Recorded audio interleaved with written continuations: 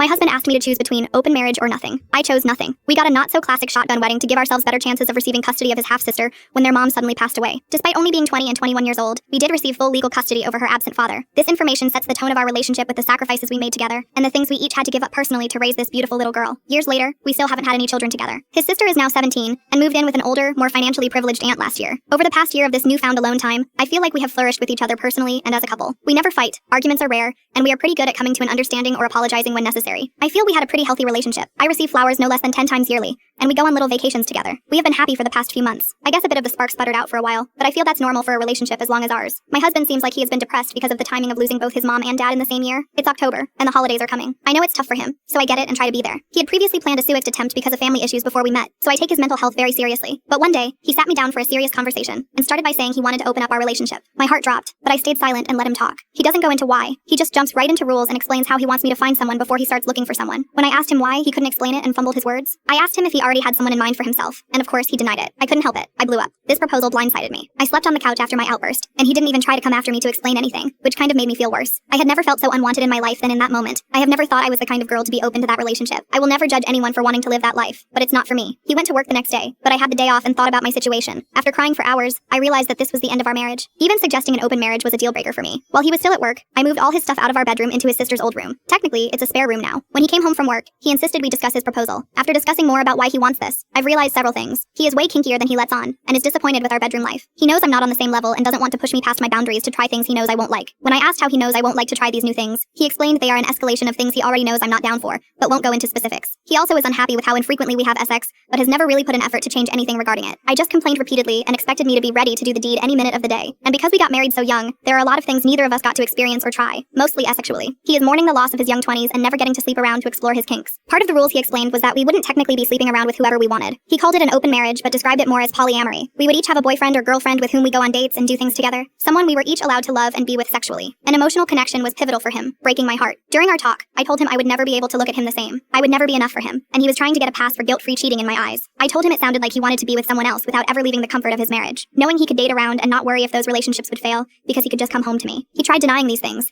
saying he wanted to explore himself asexually but didn't want to lose me in the process. He tried getting me to agree to marriage counseling to talk about the open marriage concept. I told him that just proposing an open marriage was grounds for divorce for me, and I wasn't willing to go to a counselor for them to gang up on me or bully me into trying it. In reality, that never would have happened, but emotions were high, because I told him I could never see him the same, and how badly this crushed any self-confidence I may have had. He doubled down. He said if we go back into a relationship and pretend this never happened, then he would end up cheating on me. For him, it was open marriage or nothing. I chose nothing. Divorce papers were filed exactly 1 week later. He was very hurt and angry that I could jump right to divorce and kick him out of our bedroom so fast, but I refused to be a second choice or have to fight for his attention.